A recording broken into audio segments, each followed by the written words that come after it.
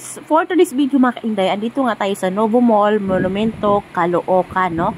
So, ang dami nilang stocks ngayon mga kainday, pang Christmas, no?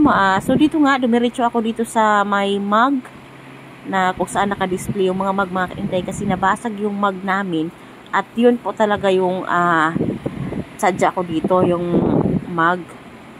So, yun nga, bumili nga ako ng dalawa mga kainday, kasi tig-isa kami ng aking asawa. Kasi panay kape kami, kaya hindi pwede na isa lang yung mug namin. Kailangan tag-isa talaga kaming dalawa.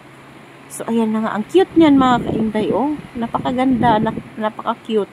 So, meron na akong isa niyan. Kaya lang hindi ko siya nagagamit. So, hindi ako bumili kasi mug lang talaga yung gusto kong bilhin dyan. Yun lang talaga yung sadya ko mga kainday. So, maganda dito mamili mga kainday pag marami kang pera, no? Oo. Kasi napakaganda niya sa mata mga kainday.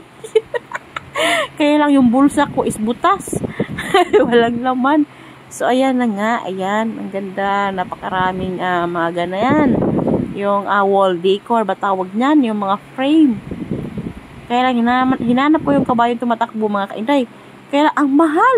So, ayan. Di ako nakabili. Pero hinawakan ko is yung coffee pala yun, no? Coffee wall decor. So, ito na nga yung mga bilihan ng mga laruan, no? Ang mahal mga kainday, pero ang ganda naman na isip-isip ko ano ko, 1.3 tapos sandali lang gamitin ng bata, sisira na, so ibili ko na lang ng bigas muna.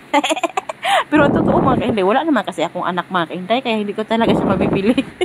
So ito nga, nakita ko yung bingo, no? Kasi mahilig kasi ako maglaro dati ng bingo mga kainday, so hinawakan ko siya kasi parang namimiss ko ba? Wow, namimiss. Kasi wala na kasing bingo dito sa amin ngayon. So, pwede na kayong mamili dito ng mga laruan mga kainday para sa December, no? Para maunti-unti ninyo, lalo-lalo na sa mga maraming mga inaanak dyan, no? Pwede na kayong mag-start ng ipon ngayon. Kaya, kung gusto nyo pumunta lang kayo dito sa Novo Mall, Monumento, mga kainday. So, ito mga kainday, nasa ilalim po ito mga kainday. Kumbaga, doon sa basement, matatawag nun. Doon sa ibaba ng Novo. So, dyan po nakikita yung mga basahan. So, yung mga gamit sa pang carpenter. Ayan, marami dyan mga kainday. So, dyan din ninyo mabibili yung mga ilaw, mga hanger. Ayan, yung mga gamit sa CR. Nandyan mga kainday sa ibaba. So, mga upuan din dyan. So, ito yung sinasabi ko na mga tools. Ayan. Na magagamit ninyo sa carpenter. So, ayan nga, humawak yung asawa ko ng lagari kasi gusto daw niya bilhin yung lagari.